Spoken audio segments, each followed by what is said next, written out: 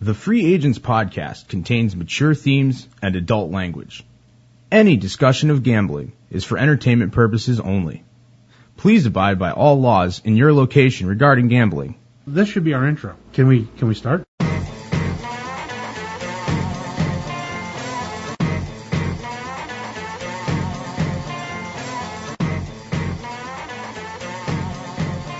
And we're rolling. Welcome to the Free Agent Sports Podcast. I'm your host, Joe Smarge. With us today, always, LJ, John Boudreau. How you doing today? I am good. I was just, recovering from the whirlwind that was the trade deadline in Major League Baseball. Yeah, it's been a crazy... It wasn't a whirlwind. It was, there were some moves made. There were some interesting acquisitions. I know Red Sox fans are in two camps right now: the people that think the trade was good and the people that think the trade was not. They don't think that it's gonna help them. I'm not a Red Sox fan, so I'm gonna turn the mic over to you and let you chime in. All right, LJ. Well, I've been following this all day out here, and this is where I land on it. I think the move sort of in a vacuum. If you just take their baseball cards this year and look at them, and I think the trade is a good trade on paper. I don't think giving up Iglesias in and of himself, is the end of the world. They have quite a bit of future shortstop prospects in the organization, many of who can play very good defense, not just him. So that in and of itself is not a huge loss. It doesn't hurt their chances at the playoffs or the World Series this year. But I just don't think they're really, really built to make a deep run. And to me, the biggest weakness on this team is the lack of a true, solid closer. I don't think Uhara or any of these other guys really can get it done going down the stretch. And with Buchholz out, yeah, you certainly need to add an arm to that rotation, I think. Even if he makes it back on schedule, you're looking at September. And then he has to come back and he has to be great. And with the one-game playoff situation for the wild card, you really have to win the division. If you're seriously looking at trying to get into the World Series or win a championship, you have to be built to win to win a pennant again. That really does matter, because otherwise you're turning the game over. Basically, you're turning your chances come down to one game. And they don't have a guy that I feel great giving a one game, must-win situation, giving him the ball for a save situation there. So they haven't addressed that yet.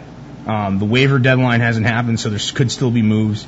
I think there were a few options out there, and there were other ways that they could have added starting pitching without having to give up. And they really didn't give up a whole lot in and of itself. But there were, I think they would have had to get one of those. They would have to find some closer, some help for the bullpen, and get a starter. And have to do that, one of them through free agency. So they got two guys for the bullpen. They got Thornton, and then they got that guy Villanova, or whatever his name was. So they did get two guys for the bullpen. They got Peavy, and now they're going to have to go forward with what they got. And they got to hang on to their best prospects. And they gave up Iglesias, who they sold at the highest point that they could sell him at. I mean, Iglesias is a very good infield. And he's got a great glove, but his bat is not. I don't think it's ever going to be that good. So they got rid of him, and they got Jake Peavy, one of the best pitchers in baseball, and they got him for at a bargain rate. So, and they got Xander Bogaerts, who they can bring up, and they can do. And the bullpen is still a question, but I don't think there were any closers out there that they could have grabbed. I mean, they could have taken a flyer on Brian Wilson, but the Dodgers outbid everybody. The Dodgers are basically bringing everybody onto the team, Marmol, Wilson, whoever, and they're going to try and get a closer out of that committee. And the Red Sox are going to try and get a closer out of their committee. Someone's going to step up. Well, it remains to be seen, LJ. I think there were a few options for them. I had kind of floated earlier this week. I wrote in my blog the idea that you go and you pay for the Cuban.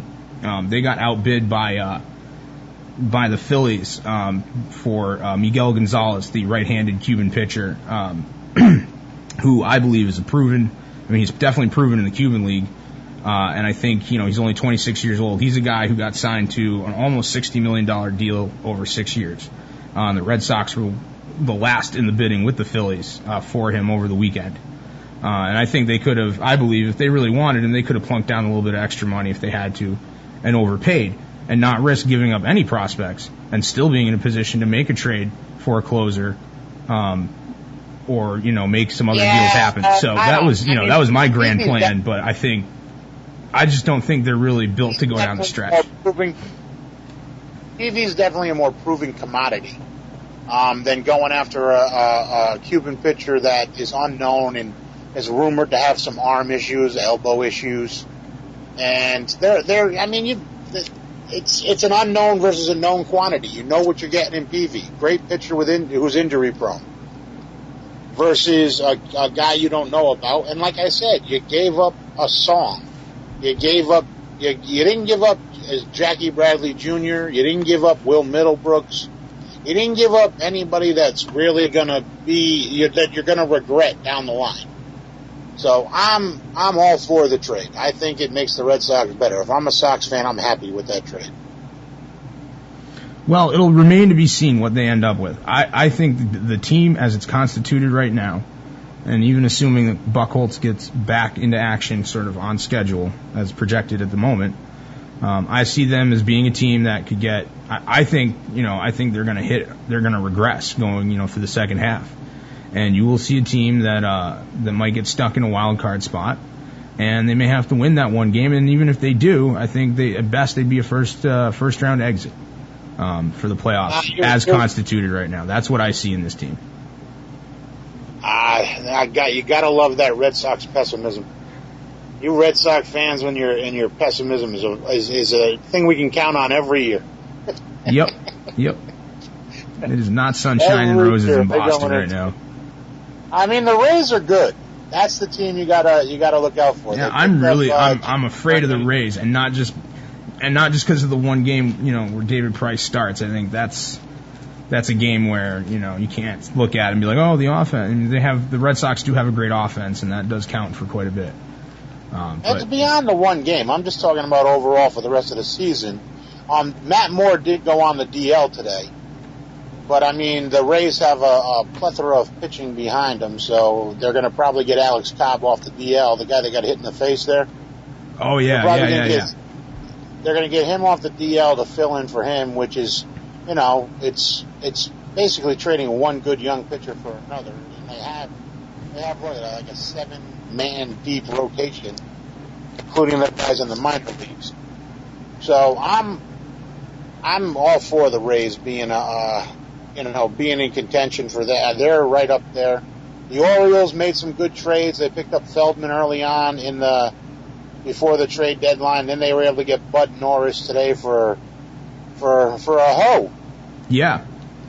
The Orioles acquired Bud Norris for 2 minor league prospects, L.J. Hose and pitcher Josh Hader. So we have Hose and Hader.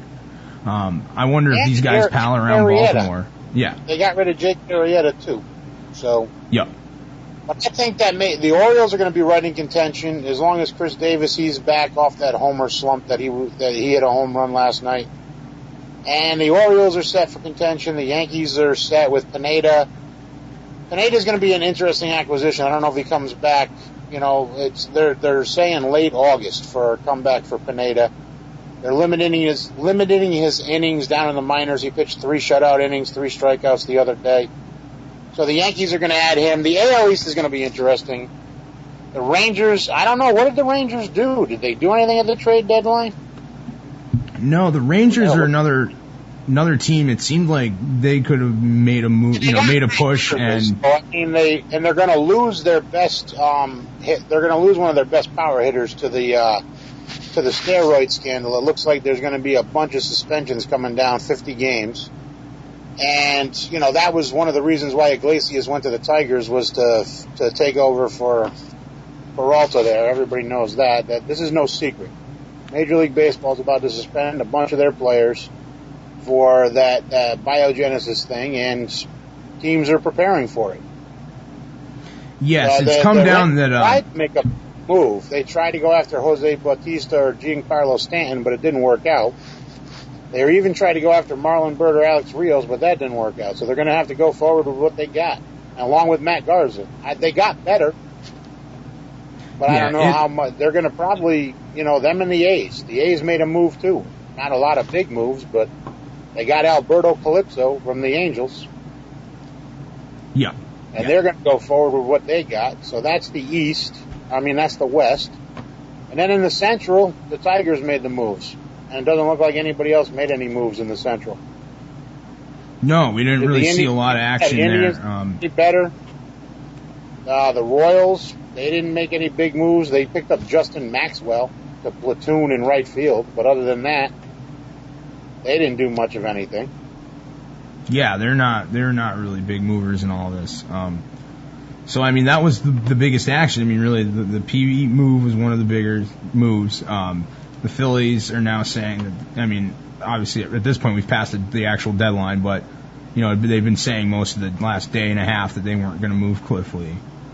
I know the Sox were inquired about it, certainly. A lot for Cliff Lee, and he gets paid a lot of money.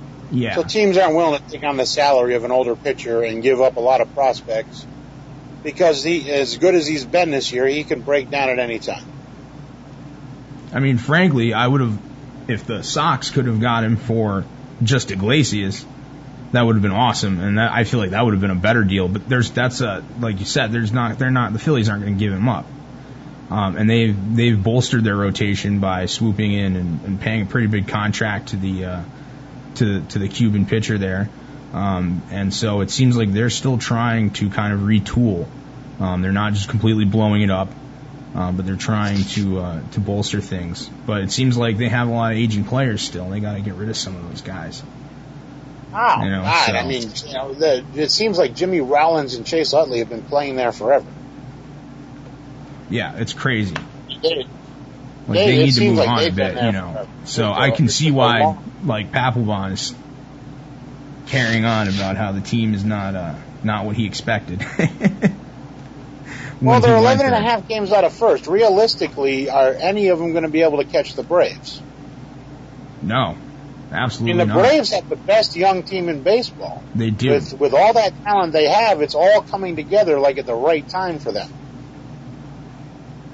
They just have a massive amount of talent that's all under the age of 30. Yeah, the Braves are going to be good for a while. And they seem poised to make a run at it out of the NL this year. I think there's a good chance they'll be your World Series team for the NL. It remains to be seen. But legit, too bad they couldn't pick up a bat like they wanted to. Sorry, LJ. Who? Trying to pair Alex Rios. Oh, yeah. That would have been interesting. Because that would have made that lineup even better. You put Rios in that lineup with Pedro Alvarez and McCutchen, that just makes him a better player. They have a deep farm system, but they didn't make any moves, which I was surprised because they're sitting in first place. I guess the best move for them was that Yadier Molina got hurt, and that's going to mess up the Cardinals lineup. Yeah, that will. He was a big part of that lineup there, yeah. So he will. And you can't. The Reds didn't really make any moves, and they're sitting 6 games out. They're the ones left as they were buyers, but they didn't buy.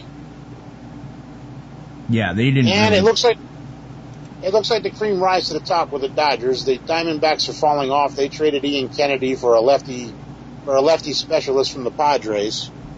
And I don't know what's going on there. I think the Dodgers are just too good. I think the Dodgers are going to end up running away with the West. Well, yeah, they may be able to get back in it. I think, I'm not a big fan of the Dodgers because I didn't really like a lot of those cast-offs from the Red Sox. But some of them are actually playing up to expectations over there. So they, as long as they're doing that, then yeah, they're definitely in it, and they could be the favorites. And I think Arizona clearly lacks the Brian Wilson, and he's probably going to be their closer by the end of the year. Yeah, and I don't think Arizona clearly saw the signs, and they're like, well, let's just sell again this year and try to keep most of our core and get ready for next year.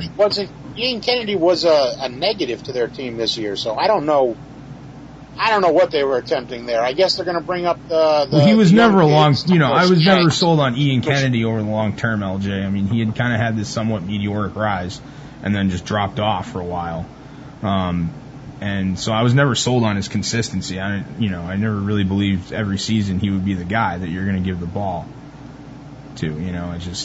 I couldn't see him keeping it up. So that's not a big surprise, but maybe to Arizona it was. In which case, shame on them. They're not doing their homework over there.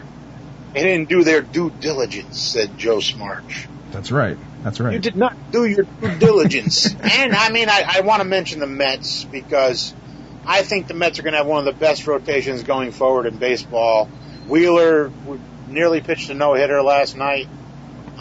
They got Harvey Wheeler, Dylan Gee, then this kid Searsgaard. They basically got 4 young pitchers all under team control for a long time. Their dollars are going to open up next year, and they're going to be able to make some real moves. I think the Mets are going to be back in contention sooner rather than later. I think you're dead on there, LJ. My brother-in-law, the Mets fan. And, just as a matter of statistical variance, at some point they have to rise. I don't think the league is so lopsided that some of these teams can't, overcome all the history of not winning. There's got to be a day for the Mets again sometime soon. So I think you're definitely right. Next year is going to be an interesting year to watch them, and we'll see them rising as well in the league. So that'll be really fun. And the Angels seem like, we didn't really get to talk a lot about the AL West, but the Angels really seem lost right now. They should have had a team that looked a lot better going into this season. And now with Pujols on the DL, what are they going to do? What's going to happen there? So they're gonna. They should. They invested a lot of money in guys that were over 30, and it's pretty much become glaringly apparent that you don't give big money contracts to guys over the age of 30 anymore. You keep them. You're basically going to have to change the way MLB does business. You're going to have to start basically. If you're an agent, you're an agent and you're looking at the landscape, you're going to have to start figuring out how to get your players money earlier in their career. Yeah, maybe and sign those extensions with the teams. Yes, and you're going to see a lot of guys sign before their free agent date, and there's going to be a lot less moving around of players. So if you've got salary cap space in Major League Baseball, I wouldn't count on it as much as, say, like the NBA or another. You're going to have to develop players more so than any other time in Major League Baseball because you can't just go out and buy a pennant anymore. It's just not unless you make some big moves like get young players to get some young players. Because anything the guys over the age of 30 like Robinson Cano, I'd be scared. I wouldn't want to commit any kind of money to him. Not after what's happened to all these other guys. Hamilton and Pujols and there's a list of guys over the age of 30 that just aren't delivering like they used to. No, and Bill James knew this a long time ago, and now we're seeing it play out. Yeah, well, I think that's the new trend in the league, and it's the same thing in we're seeing that in fantasy, where just a few weeks ago. You were saying, LJ, you got to jump on these young guys before you can really see if they're going to pan out or not. You can't wait. When you pick these guys up in fantasy, you have to just jump on these young players if they're projected to be good players and hope they pan out. And because that's kind of what major league teams have to do. We've seen a number of players come over from Cuba and other places and big money get paid, the various contracts that we've seen in the last few years, some of these guys. And so it's definitely happening. And that's kind of why I jumped on this guy, on Miguel Gonzalez from Cuba, just as far as what I've been, putting out there. Because I think he is going to pan out. He has, it's always hard to say how people will make transition to the major leagues. But the Cuban league is pretty good. I think it's on par with their teams are on par with some of the top AAA teams, in our system. And, just looking at his stuff and from what I could see, it looks like he could definitely come up this year start right away and be an impact player, and he has a lot more upside. Especially if that happens, I think he's got quite a bit more upside at only 26 years old. You don't get that. Yeah, with Peavy, it's one of those flyers you so. take. If you're a GM and you're looking around at the landscape, you're going to have to start gambling a little more on. The Cuban players, they're coming fast and furious. Outfielders, pitchers, infielders. You got all these guys coming from the Cuban league, and you give them an opportunity. The Orioles brought up their Cuban outfielder, and he's been hitting. He's not hitting for power, but he's getting on base, and he's he went 3 for 3 second game out. He's just consistently he's batting. Let's look at his numbers. Henry Urrutia, and he's just been solid since he came up. 3 for 5, 1 for 4, 2 for 4, 1 for 4, 1 for 4. He's been playing good since they brought him up, hitting 321 up to this point, with a triple and 2 RBIs, and he hits to the opposite field. Showalter loves him. Yep. Well, there you go. That's exactly it. And so I think this guy could be that case again. But it'll be interesting to see how that impacts the Phillies. And it's a great thing for the Phillies because even if they're not poised to make a run, they're going to have this kid for quite a while. So he'll be there to replace some of these aging players that they have in the rotation. I don't know what the Phillies minor league system looks like right now or any of that stuff. And they really could have used a big trade for prospects with Cliff Lee. And if they had been smart, I would have gone for the prospects and paid a good chunk of that contract just so I could get the prospects. If I'm a GM, I'm looking to make a big move. I would have made I would have said, all right, I'll pay half of Cliff Lee's salary, but you got to give me Xander Bogaerts. Yep. Or one of the big ones from the Red Sox. Go and because you need to steal these big prospects. The Red Sox are thinking about bringing up Xander this year because of the success of Machado and Trout and all the other ones. Yeah, bringing up your young players a lot sooner. That's exactly it, LJ. And I just, I would love. I think I'd rather have Cliff Lee over Peavy, but not for the price that they would have had to pay. I think to the Phillies to get Cliff Lee. I'm not giving up all those guys. And I think that's the consensus of a lot of people out here, but the fans are definitely raging on the phones on all local sports talk stations. So. Oh yeah, because they're so in love with Iglesias. Yeah. Now, hopefully it. Yeah. You just need to sell high on that kid and just walk away. Walk away. Walk away. Well, hopefully, LJ. That's all I'm. It won't be long before we have our own studio and we're doing this show live. And we can have our own fans call in and tell us that we're idiots, and how great JPV is. I'm looking forward to that. Well, if listeners at home, people who are listening right now, want to make that happen, the best thing you can do for us is go on our Facebook, go into iTunes if you use iTunes, subscribe, rate us, like us, leave comments, even if they're not always the best comments. Leave comments. You know what? I want to see good or bad. The most mean comment you can make to you can me on go iTunes. ahead and flame us on iTunes, any of these places, but give us ratings. It will help us sort of move up, and eventually will help get us into a studio, and it doesn't cost you a dime, just a few moments of your busy day. So that's great, and for everyone who has already done that, thank you so much for your support, and keep on listening. So yeah, I think that pretty much wraps up all our baseball trade talk. We definitely hit on these suspensions coming down.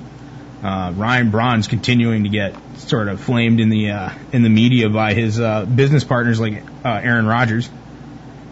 And I don't worry about that stuff. That's gossipy nonsense. And he's now suspended. He's serving his time. It's whatever. I'm just so these guys need to serve the time. I guess they all. I was wrong. Mea culpa right here. I was wrong. I didn't think they were going to be able to nail these guys to the wall, but they have.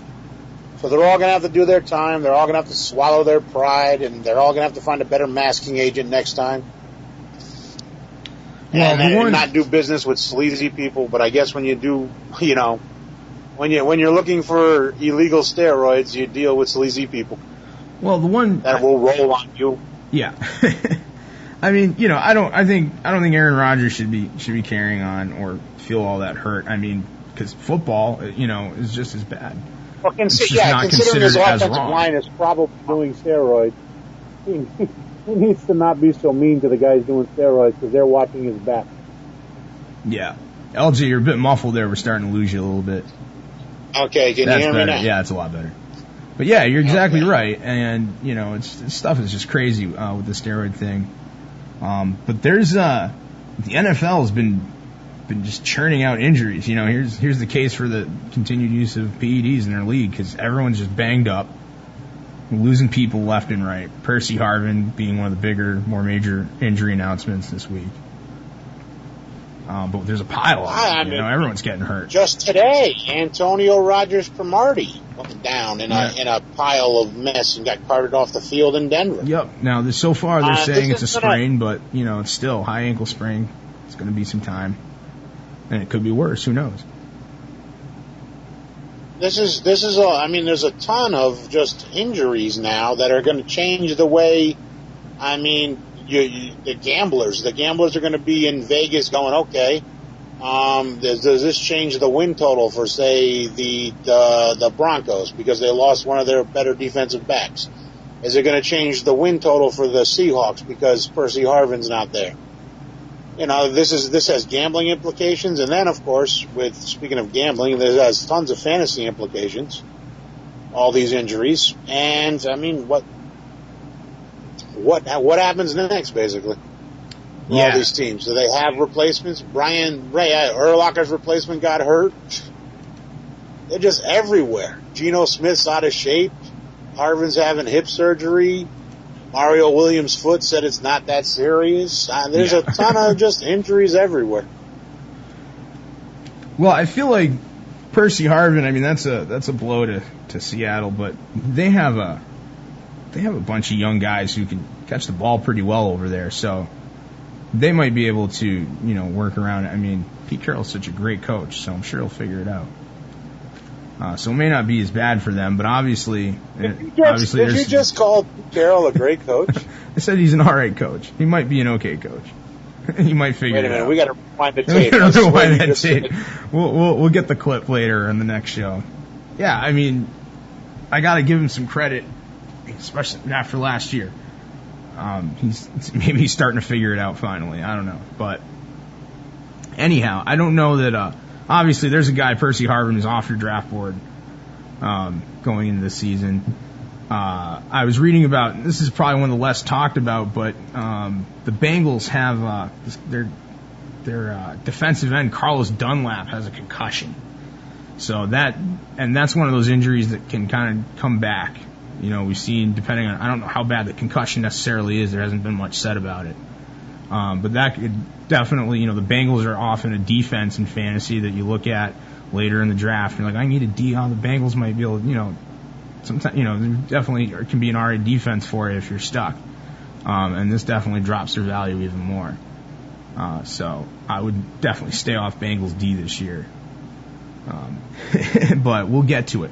I think next week we're going to do like a full pre-draft coverage and analysis. What do you think about that, LJ? You getting ready for fantasy football this year? We should get some other people involved and do a mock draft. You want to do a mock draft and then do a whole breakdown and analysis of it?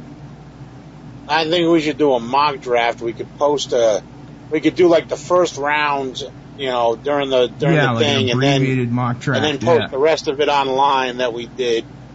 And then people can make fun of us for our outrageous picks. Yeah, that would be cool. Or maybe we'll just do, if we can get enough listeners involved, even if it's just like 8 teams, we could just do our own free agents fantasy league and cover that during the year. If we're going to go through all the trouble of drafting team, we'll just do it'll be a free league amongst us and some of the listeners. That would be pretty awesome, don't you think, LJ? And we could talk about it every week. I could live with that. All right, so let's try to do that. All right, listeners, so listen up. Get at us on Facebook this week. Put your put your name in the hat. Put your name into contention in the ring. We should put up a prize, Smarge. Yeah, we'll figure out some kind of little, cool, like, promotional kind of prize, some prize package or something. But we'll figure that out and let you know what that'll be next week. But already, go on our Facebook, send us a message, send us an email on our website, freeagentspodcast.com, and let us know if you want to be in our free agents fantasy league for this year. And you can get some airtime even, we'll have you come on and talk about your team and stuff too. Do call-ins and stuff, and it'll be a lot of fun. We can all follow it, and the listeners can follow along. We can make fun of it throughout the year, make some ridiculous moves. That could be really good. So yeah, let's try to do that. Everybody who's listening, like I said, send us a message on Facebook, on Twitter, send us an email, get a hold of us, let us know if you're interested in joining the Free Agents Fantasy Football League. Well, it is that time of year. I mean, God, everybody, I'm getting emails from the commissioners from the leagues last year. Yep. And I'm picking my keepers right now. I just kept my keepers in my north-south league. My buddy's down south, and we've got friends still up north and down south, so we got our north-south league. And my keepers in that league are Arian Foster,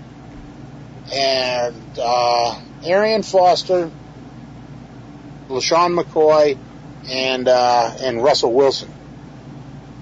Yeah. I don't know if I'm silly to keep Russell Wilson or if I should keep Larry Fitzgerald or Marquise Colston. That's a tricky one. That's a tricky one. I think Marquise Colston. And then I have another league where I can only pick one keeper, and I couldn't pick the same keeper from year to year. So this year, and it's a 20-team league. It's just this crazy fun league that I'm in. That's insane, LJ. And so I kept Darren McFadden in that league because he's in a contract year, and I think he might, if he can stay healthy, it's going to be interesting to see what he can do this year. Well, I like Darren McFadden in that kind of league, in that situation. Going back to Larry Fitzgerald and before you pick your keepers, the commissioner tells you what your draft position was going to be, and I was going to be 13th. So I think the 13th best pick in the draft is going to be Darren McFadden. Yeah, after the people keep who they're going to keep, I think I need to keep him. I think that's my best move. Yeah, I think you're about right there, LJ. But as far as Larry Fitzgerald and Marquise Colston goes, I'll say this, having often been a Marquise Colston owner over the last few years, and I don't really play a lot of keeper leagues for football, but I've often drafted him. He's often ended up on my teams. He's still a very accomplished and good wide receiver. I think the Saints offense will be a little more composed and will be better this year. And he's one of those guys that, he's not going to be in the game. He's older, and there's going to be, some hamstrings and stuff throughout the season. But when he's in there and he's playing, you're going to be real happy that you have him around. Larry Fitzgerald, I just feel like that team is going so backwards right now that I just don't see how he's going to end up with better numbers than Marquise Colston. In my mind, I'm thinking Carson Palmer is enough to know, and Larry Fitzgerald is veteran enough to know that they could, in reality, have some spark between them, or it could just totally backfire. So, I don't know. Carson Palmer takes some HGH, bulks up a little bit, gets some arm strength again, and Larry Fitzgerald's still Larry Fitzgerald. There's a possibility, a slim possibility that Fitzgerald could go for 100 yards a week with a decent quarterback. I mean, Kevin Kolb is so bad, he's having problems even competing with E.J. Wilson in Buffalo this year. That's how bad Kolb was. So, I mean, Carson Palmer's an improvement already. Yeah, that is true. That is true. And like you said, it's high likelihood that he's going to end up, I'm sure he'll be his favorite target. So it'll be interesting. But we are definitely getting fired up for fantasy football this year, like every year. So fantasy football football in general is always the big one in the United States. We care more about the NFL than we do anything else when it comes to sports in this country. By far, the NFL, I think, dominates the landscape when it's their turn. The NFL certainly is the top sport here in North America, no doubt. I think you can't deny that. Yeah, I don't know. I mean, Mexico is included in North America, right? Is it? Well then, LJ, maybe not, because you have football. But certainly in the U.S., I mean, as far as our four major sports go, it's the top sport. Definitely, and in Canada, hockey definitely dominates. So in the United States, the NFL is the dominant gene in sports, basically. Yeah. And, over the years, the MLB has slowly been, baseball's been slowly falling off. The NBA has done a pretty good, the NBA has only risen and probably really the second place. And certainly internationally, out of all of our sports, the NBA is probably the most successful abroad. We get all kinds of listeners from all over the country, all over the world who are just excited about when we talk about NBA. When we did the NBA preview last year, we got a whole bunch of traffic from parts of Europe, from parts of Asia, all over the place. So that probably has the broadest international reach. They bring in a lot of the NBA brings in a lot of international players. Yeah, they do. So I mean, you got Thiago Splitter was playing in the NBA championship this year. Manu Ginobili was playing in the NBA championship this year. Tony Parker playing in the NBA championship this year. Heck, Tim Duncan from the Islands, he was playing in the championship this year. That was 4 foreign-born players playing on the second best team in basketball. Yep, that's exactly it. So speaking of the NBA, go ahead. I was saying, speaking of the NBA, we were talking before we rolled the show. You were talking about the Pistons, and they are going to be a wacky team this year. Yeah. They are insane. They have Rasheed Wallace as an assistant coach. See, I did not know that, LJ. Now I'm excited for the Pistons, knowing that Rasheed's going to be on the sidelines, coaching his team as an assistant coach. Rasheed Wallace is a mentor. Yes. For Greg Monroe and Andre Drummond. And rumor has it Andre Drummond is now bulked up to 290 pounds with 6% body fat. So he's going to be this giant in the middle for the Pistons. If he could hit a free throw, if he could hit 60% of his free throws, he's an asset. The problem is he hit like 30% of his free throws last year, so you had to take him out during any kind of crunch time. Yeah, and he just picked up Brandon Jennings in a sign-in trade, and they got him for $8 million a year, which is a deal. They got Josh Smith for a deal. They signed him below a max cap contract, which people thought he was going to get a max contract, and they got a deal on him. So yes, they're going to have trouble shooting jump shots, but they're going to be able to rebound like crazy. They're going to be able to run the floor like nobody's business. Between Jennings and Josh Smith, good Lord, you're talking about fast and athletic. And then they're going to be able to block shots. Josh Smith, Monroe, and Andre Drummond can all block shots. If you're driving in the paint and there's a 7 foot, 290 pound Andre Drummond in the middle, LeBron James is a train, but he's going to be running into a brick wall. Yeah, that's going to be a fun team to watch. Definitely. I think the Pistons should be on every week. I think they should be a Pistons game of the week. That I think it would be the most interesting thing we could watch all year.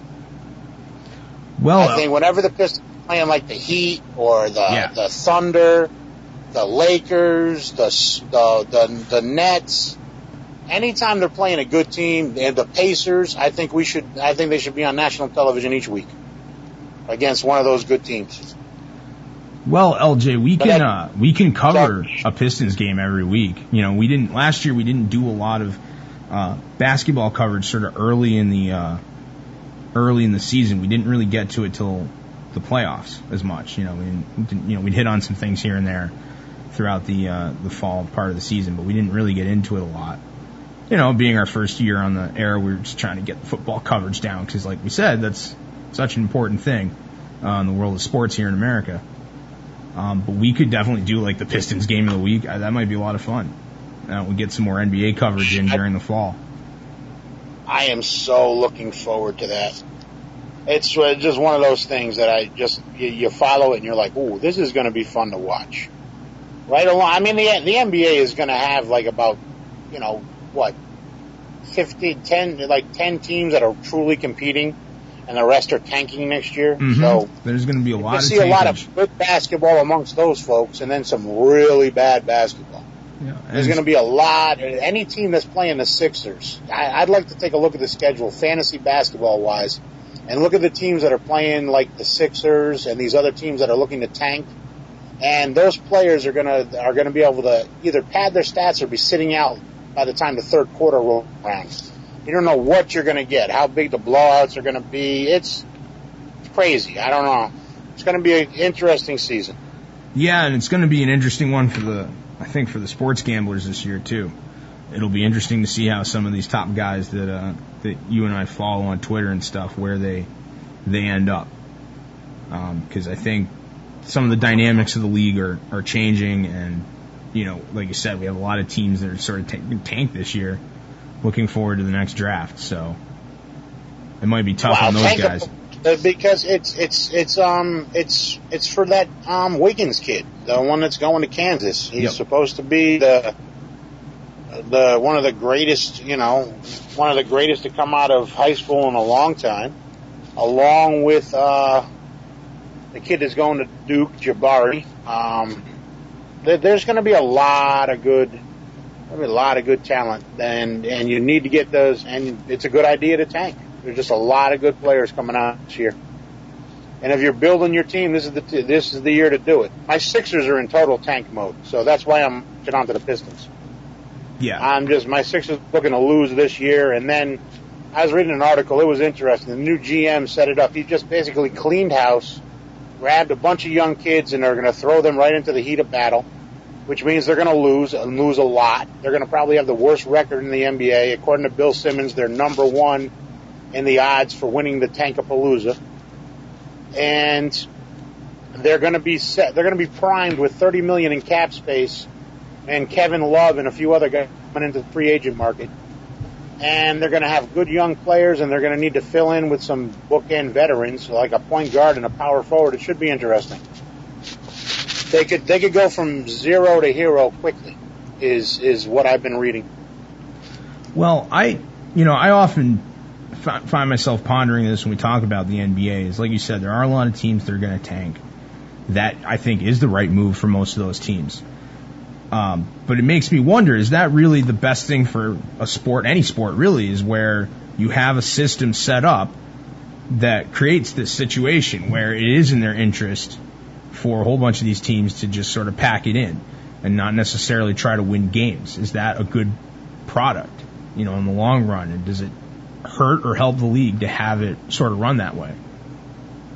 Well, it's a cyclical thing. Not every team is going to be good every year, and teams need to rebuild, and it depends on how you do the rebuilding. You could go the Nets way and pay a ton in taxes and go get all the best, all the best older players and play them 26 minutes a night and win that way, which is the Nets have an honest to goodness shot at winning this year if they manage their egos and everything else properly in Brooklyn.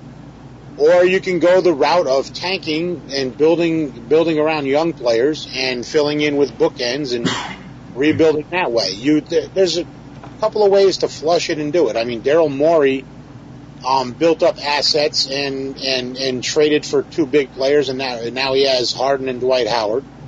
The Celtics, when they built up all their assets and traded for Garnett, and then they got Ray Allen, they this is a way to do it. You can be bad for a few years, build up some assets, and then be good again.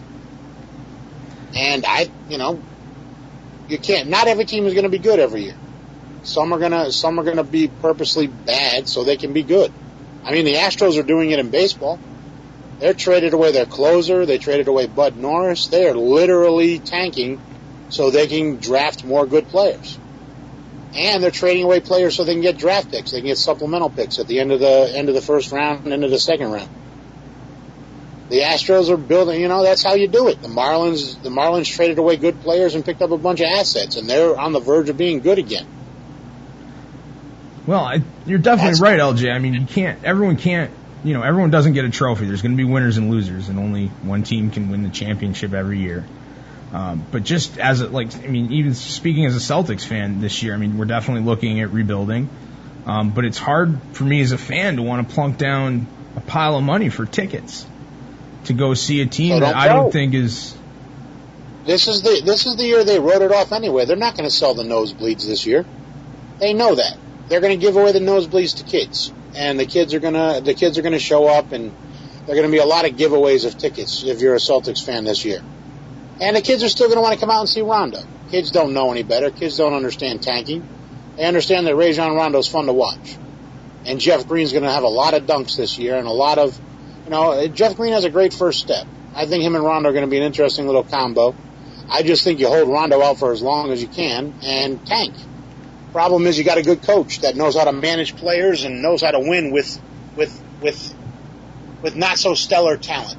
And Danny Ainge might have, it's a double-edged sword. The kid that he brought in as coach is an excellent coach, but they also need to tank so they can get a good draft pick. Well, yeah, maybe Danny picked too good a coach. Maybe he needed a real schlep. I mean, Brad Stevens is good. The Sixers haven't even hired a coach yet. Yeah.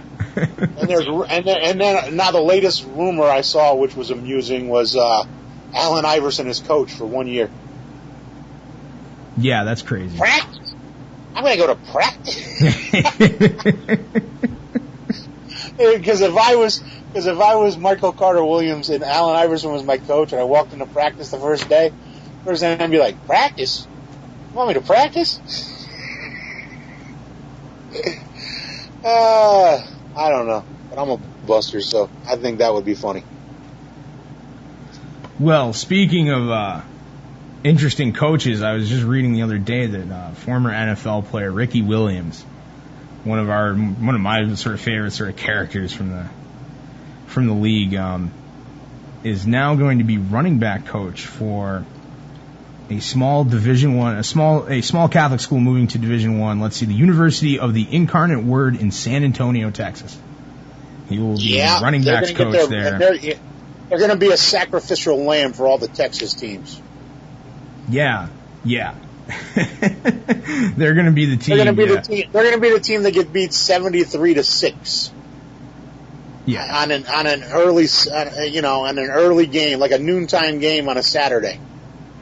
You're going to see the score be like, Texas Tech beat the Immaculate Christ Ricky Williams team by 71 points today. But yeah, it's going to be funny. It's going to be like, Coach, is it puff puff pass or is it puff puff play action? Well, I think that has to do with the choice of school, LJ. I think he's coaching at, this is not a party school. It sounds like the small Catholic university. So yeah, that might have something to do with it. The Catholics drink in church. They're the Catholics party. Yeah, but they're not really down smoking the herb, I don't think. Dude, they have incense everywhere. I'm telling you, Catholics do all these rituals. They believe in, you're eating the body of Christ. The Catholics are into drugs. They're probably into acid more so than weed. True that. Because the whole religion is like one big acid trip. And my understanding, and a lot of, people, we sort of default to making fun of Ricky Williams and all that over the marijuana and stuff.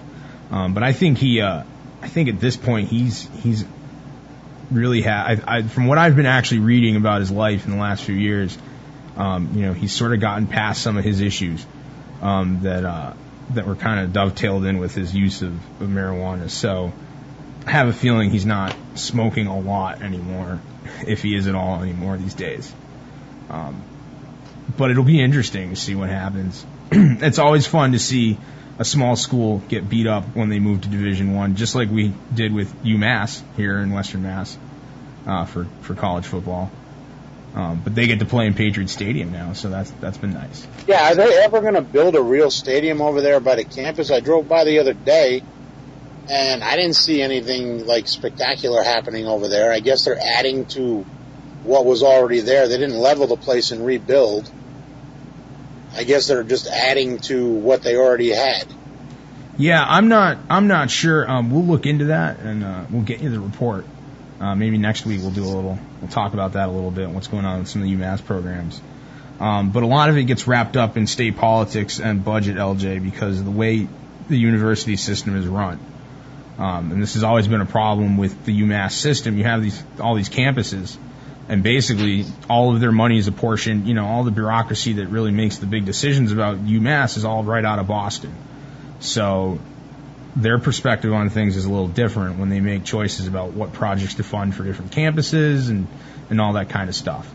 And at the end of the day... It's a shame they had such a bad relationship with Marcus Camby post-UMass. Yeah. Because it would be nice to bring back some of their more famous alumni that played sports and get them involved in a fundraising campaign to build the stadium. Yeah, it would definitely help things. I don't know what they did in their development department about, fundraising for the football program, but what's the kid that played at Arizona for the Arizona Cardinals there that was the running back that played at UMass? He played for Arizona for a few seasons. I'm not sure off the top of my head, LJ. Hold you on. Bring him in. I mean, Whipple's got NFL experience now, and he was one of the people that helped bring that program to prominence. Yeah. So you could bring in some of the older folks and the ones of the alumni and the former players, and do a campaign to get a real stadium. It looks like they put up a big scoreboard, though. Yeah, they have made some improvements scoreboard. there. Yeah, they do have a better scoreboard. It gets tricky, and then there's also some of the local politics too. The communities around the school there do have some input into what goes on, and there is some tension at times. UMass Amherst has always been the big zoo and all that, ZooMass, and so there are some tensions with the community that do go on at times there. So that's part of it as well, I think. But they got to do something. I agree. We can't just, it's ridiculous. Like, I want to go hang out at games. I'm not driving all the way to Foxborough. That's supposed to be my team, like, across the bridge. You know what I mean? Like, I'm supposed to just be able to roll out to UMass on a Saturday and have a fun time at a game there. And they're in Foxborough. They do have I got to give them credit. They do have a good spot for tailgating. They do. They could push more of that if they wanted to. Yeah, if they were to do something with the EEI where they do at the Patriots games with a big tent and give away tickets to the tent for the pre-UMass stuff and other promotions, they could bring some new people in to watch these games. It's gonna, when they launch, they're gonna need a very good marketing campaign to bring people in and get people interested in the program. Maybe a big recruit, basically they're gonna need the football version of John Calipari. Yeah, they do need that, and maybe we can have maybe we can be part of the promotions. LJ, we'll get a tent, have our little free agents tailgate every Saturday over there by the stadium. That'd be fun. I'd like to talk to 5.5, and maybe we can do a show for them. Yeah, and we can get syndicated to the radio. I'm sure we can keep our mouths clean enough to be on radio for an hour. Maybe. I could. I don't have to swear. And there'll be a beep button. Yeah, we'll be on a delay, so. We'll be on a delay. The producer,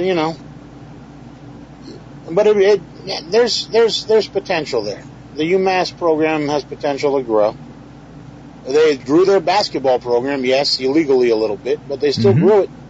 Yep, and they got that one. The Mullins Center is it is a really pretty nice place to go to a game, to go to an event. Actually, I hear they're building another practice facility over there for the basketball team too. Practice? Yes. Really? Practice.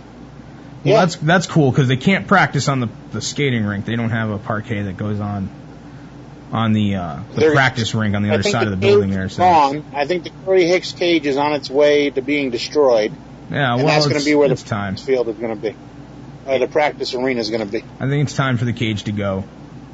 So, I think that just about hits everything, LJ. We just, I do want to remind people again before we go, two things. We are trying to start we're going to have a little free agents fantasy football league.